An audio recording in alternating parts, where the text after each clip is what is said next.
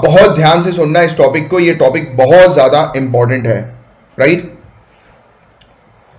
हम डिस्कस करने वाले हैं टेम्पररी प्रोटेक्शन डायरेक्टिव्स के बारे में। टेम्पररी प्रोटेक्शन डायरेक्टिव, क्या नाम से क्या समझ में आ रहा है? टेम्पररी प्रोटेक्शन, कुछ पर्टिकुलर पीरियड के लिए प्रोटेक्शन देना, राइट। और डायरेक्टिव्स मतलब डायरेक्शन, कि डायरेक्शन दिए जा रहे हैं कि कुछ पर्टिकुलर पीरियड के लिए प्रोटेक्शन देने के, है ना। तो यही हुआ टेम्पररी प्रोटेक्शन डायरेक्टिव। तो चलिए अब इस चीज को हम लोग समझते हैं। तो एक चीज तो आपके माइंड में क्लियर हो गई कि किसी को प्रोटेक्ट करने के डायरेक्शंस की ये बात कर रहा है, वो भी टेम्पररी बेसिस पर प्रोटेक्ट करना है, राइट। टेम्पररी बेसिस पर, परमानेंट बेसिस पर नहीं, टेम्पररी बेसिस पर प्रोटेक्शन दो। तो अभी आपको पता है गाइस, यूक्रेन और रशिया का मुद्दा हम लोग को देखने को मिल रहा है। तो इसी मुद्दे के चलते काफी सारे लोग जो है वो अपने घरों से भागे हैं। उनको मजबूरन इस वॉर के कारण, इस क्राइसिस के कारण, इस इशू के कारण अपने घर से उनको भागना पड़ गया, राइट। काफी सारे लोग जो है वो बेघर हो गए, काफी सारे लोग जो है वो स्टेटलेस हो गए, मतलब कि वो रेफ्यूजी हो गए। अब वो भाग रहे हैं कि कहीं पर उनको शरण मिल जाए। तो ये जो शरणार्थी हैं, इनके प्रोटेक्शन के लिए ये डायरेक्शन हम लोग को देखने को मिल रहा है, जिसको हम लोग कह रहे हैं टेम्पररी प्रोटेक्शन डायरेक्टिव। क्लियर? सिर्फ इतनी सी चीज है इस टॉपिक के अंदर जो आपको समझनी है। तो चलिए आइए इस टॉपिक को जो है वो आप डिटेल में डिस्कस करते हैं। आई थिंक ये अंडरस्टैंडिंग आपको बिल्डअप हो गई होगी। बेसिक आइडिया लिया करो। पहले क्या किया करो, किसी भी टॉपिक को स्टार्ट करने से पहले बेसिक आइडिया ले लो। जैसे ही वो बेसिक आइडिया आपका क्लियर हो गया तो ऑटोमेटिकली वो टॉपिक जो है वो आपको अच्छे से समझ में आ जाएगा। तो ओवर 1.5 मिलियन, 15 लाख लोग से भी ज्यादा लोग यूक्रेन से भागे हैं। 15 लाख से भी ज्यादा लोग यूक्रेन से भागे हैं सिर्फ मात्र पहले 10 दिन के अंदर ही। जैसे ये इशू हुआ, जैसे ही फाइटिंग शुरू हुई, 10 दिन के अंदर ही 15 लाख लोग भागे यूक्रेन से। और ये आंकड़ा हमें दिया है United Nations High Commissioner for Refugees के द्वारा, जिन्होंने डिस्क्राइब किया है डिस्प्लेसमेंट को as fastest growing refugee crisis since the Second World War. द्वितीय विश्व युद्ध के बाद सबसे तेजी से बढ़ते शरणार्थी संकट के तौर पर ये हमें देखने को मिल रहा है। ये पॉइंट लिखिए, ये मेंस में आप उपयोग करेंगे कि वर्ल्ड वॉर के, सेकेंड वर्ल्ड वॉर के बाद सबसे ज्यादा मात्रा में जो लोग बेघर हुए हैं, डिस्प्लेस हुए हैं, जिनको अपने मजबूरन अपने घर को छोड़ना पड़ गया, वो यूक्रेन और रशिया के क्राइसिस में हमें देखने को मिला। 15 लाख से भी ज्यादा लोगों को अपने घर को छोड़कर भागना पड़ा। ना ही सिर्फ घर को, अपनी कंट्री को छोड़कर भागना पड़ा, और वो रेफ्यूजी बन गए हैं, स्टेटलेस सिटीजन बन गए हैं वो, राइट। सिटीजन नहीं कहोगे, स्टेटलेस पर्सन बन गए वो।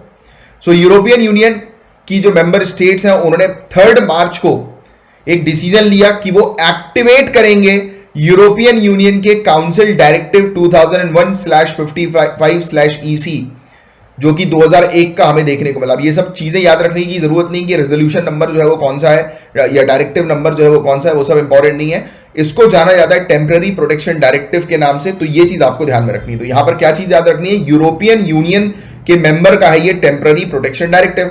अब आपको पता है कि यूरोपियन यूनियन की जो मेंबर कंट्रीज हैं, राइट, तो ऑब्वियस ही बात है कि उनके लिए डायरेक्शन है कि उनको ये डायरेक्टिव्स को फॉलो करना है। इसका मतलब साफ साफ ये है कि यूरोपियन यूनियन की मेंबर कंट्रीज जो हैं वो अब अलाउ करेंगे कि जितने भी ये रेफ्यूजीज हैं, शरणार्थी हैं, वो उनकी कंट्री में आए और सेटल हों, और उनको जो है वो वेरियस फैसिलिटीज प्रोवाइड की जाएगी। उनके लिए रहने के लिए व्यवस्था की जाएगी, खाने की व्यवस्था की जाएगी, राइट, और इसके अलावा जॉब्स वगैरह की व्यवस्था जो है वो की जाएगी। तो उसके बारे में हम लोग चर्चा करेंगे। तो एक बेसिक आइडिया आपको लग गया इस टॉपिक से रिलेटेड।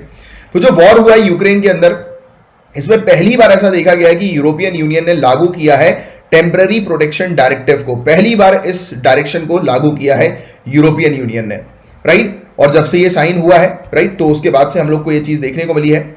और यूरोपियन कमीशन ने डिस्क्राइब किया है टेम्पररी प्रोटेक्शन को, टेम्पररी प्रोटेक्शन डायरेक्टिव के अंडर, कि ये एक्सेप्शनल मेजर है। एक्सेप्शनल मेजर मतलब कि आप कह सकते हैं कि ऐसी सर्कमस्टेंसेस में ही लाया जाएगा जो नेचुरल नहीं है, राइट। तो अननेचुरल सर्कमस्टेंसेस में इसको ओपन किया जाएगा। तो ये एक्सेप्शनल मेजर है, ये उपाय है, right, to provide immediate and temporary protection to displaced person from non European countries. तो जो भी लोग नॉन यूरोपियन कंट्रीज के हैं, वो लोग अगर परेशानी में है, उनको अपने घर को फोर्सफुली जो है वो छोड़कर जो है वो भागना पड़ रहा है, जाना पड़ रहा है, तो उनकी हेल्प करेंगे, उनको प्रोटेक्ट करेंगे ये यूरोपियन यूनियन की मेंबर कंट्रीज। कितना बढ़िया ये डायरेक्शन है, राइट। ह्यूमैनिटेरियन डायरेक्शन लग रहा है, मानवता के लिए बहुत बढ़िया डायरेक्शन है ये, राइट, कि जो लोग अपनी कंट्री ऑफ ओरिजिन पर दोबारा से रिटर्न नहीं कर पाते, राइट, बिकॉज ऑफ इश्यूज, की उनकी कंट्री के अंदर जो है वो कुछ मुद्दे चल रहे हैं, इशू चल रहे हैं, जिनके कारण फोर्सफुली उनको निकलना पड़ गया। तो ऐसे लोगों की हेल्प करने के लिए ये डायरेक्टिव हम लोग को देखने को मिल रहा है। बहुत ही बढ़िया ये डायरेक्टिव है, राइट। और इंपॉर्टेंस क्या है स्टैंडर्ड्स एस्टैब्लिश करने के। अब देखो यूरोपियन यूनियन की सभी मेंबर कंट्रीज के लिए डायरेक्शन दिए गए हैं, तो मतलब कि एक प्रॉपर स्टैंडर्ड सभी यूरोपियन यूनियन की कंट्रीज जो है वो फॉलो करेंगी, प्रॉपर स्टैंडर्ड, राइट, जिसके कारण यूरोपियन यूनियन की पॉलिसीज के बीच में जो डिस्पैरिटीज देखने को मिलती है, यानी कि अलग अलग जो कंट्रीज की अलग अलग जो पॉलिसीज होती हैं रेफ्यूजी की हेल्प करने से रिलेटेड, वो अलग अलग ना हो, वो एक स्टैंडर्ड पॉलिसी हो कि सभी लोग एक जैसी पॉलिसी पर जो है वो ऑपरेट करें, राइट, जिससे कि बेनिफिट जो है वो ज्यादा से ज्यादा रेफ्यूजीज को एक साथ मिलकर ये प्रोवाइड करा सकें, राइट। और स्टैंडर्ड जो है वो प्रमोट करेगा बर्डन शेयरिंग को भी अमंग यूरोपियन यूनियन कंट्रीज, यानी कि एक यूरोपियन यूनियन कंट्री के ऊपर बर्डन नहीं आएगा। जैसे कि फॉर एग्जांपल कि अगर जो पॉपुलेशन है वो अगर ईस्ट की तरफ से जो है वो एंटर कर रही है यूरोपियन यूनियन में, तो ईस्टर्न कंट्रीज हम लोग को देखने को मिलती है यूरोप की, तो उनके ऊपर बर्डन आएगा कि ज्यादातर लोग जो है वहां पर आने लगेंगे, है ना, और वेस्टर्न को के ऊपर जो है बर्डन नहीं आएगा। या फिर आप मान के चलो कि वेस्ट एरिया पे अगर क्राइसिस होता है तो बर्डन किसके ऊपर आएगा, तो वेस्टर्न कंट्रीज के ऊपर जो है वो आएगा, यूरोप की।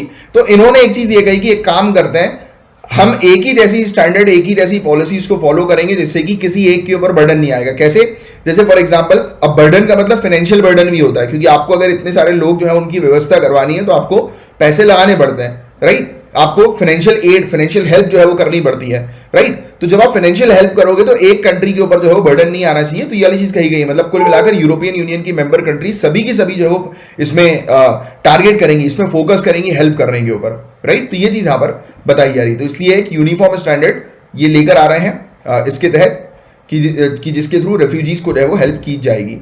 और ओरिजिन की अगर हम बात करें इस चीज की, यानी कि इनके जो डायरेक्टिव्स हम लोग को देखने को मिलते हैं, टेम्पररी प्रोटेक्टिव डायरेक्टिव्स जो हम लोग को देखने को मिलते हैं प्रोटेक्शन देने के लिए रेफ्यूजीज के, तो जैसे ही कोल्ड वॉर एंड हुआ था, यूएसएसआर डिसइंटीग्रेट हो गई थी, राइट, यूएसएसआर खत्म हो गई थी पूरी तरह से, तो यूरोप ने काफी सारे आर्म्ड कॉन्फ्लिक्ट्स को विटनेस किया, क्योंकि अलग अलग कंट्रीज जो है यूएसएसआर जो है वो डिवाइड हो गई, बढ़ गई, राइट, छोटी छोटी कंट्रीज में हम लोग को देखने को मिली कि स्टैब्लिश होना शुरू हो गई, काफी सारी कंट्रीज जो है वो हट गई यूएसएसआर से, अलग हो गई।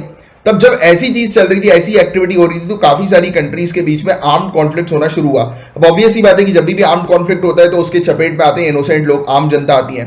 तो आम जनता जो है वहां से निकली, वहां से भगी, राइट, और दूसरी जगह पर आकर उन्होंने रिक्वेस्ट करी कि उनको जो है वो शरण दी जाए, असाइलम उनको दिया जाए, रहने की जगह उनको दी जाए, राइट। तो ये एक इशू चल रहा था। तो उसी दौरान जो है वो ये इनिशिएटिव जो है वो यूरोपियन यूनियन का सामने आया, राइट। तो यूरोपियन यूनियन जो है वो टेम्पररी प्रोटेक्शन डायरेक्टिव जो है वो 2001 में लेकर आई, इस प्रकार की सिचुएशन को हैंडल करने के लिए, डील करने के लिए। और क्या दायित्व हम लोग को यूरोपियन यूनियन कंट्रीज के देखने को मिलते हैं, तो पहली बात तो बताया जाता है कि 1 से 3 साल तक की प्रोटेक्शन देना, किस टाइप से, रेसिडेंट परमिट देकर कि आप जो है वो यहां पर रह सकते हैं।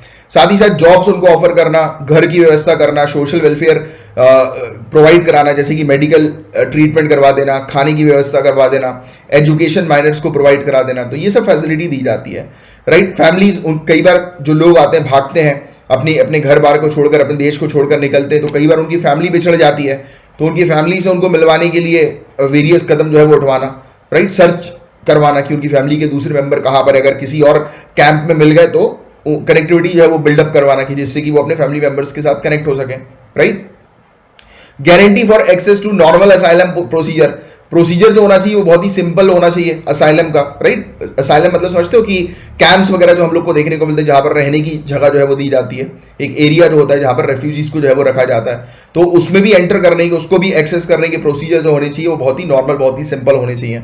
तो ये सब चीजें जो है वो कॉमन तौर पर सभी यूरोपियन कंट्रीज जो है वो फॉलो करती हैं, और ये इनके दायित्व हम लोग को देखने को मिलते हैं इस टेम्पररी प्रोटेक्शन डायरेक्टिव के तहत। तो यूरोपियन यूनियन का ये टेम्पररी प्रोटेक्शन डायरेक्टिव है गाइस। तो उम्मीद करता हूं कि ये टॉपिक आपको अच्छे से समझ में आ गया होगा।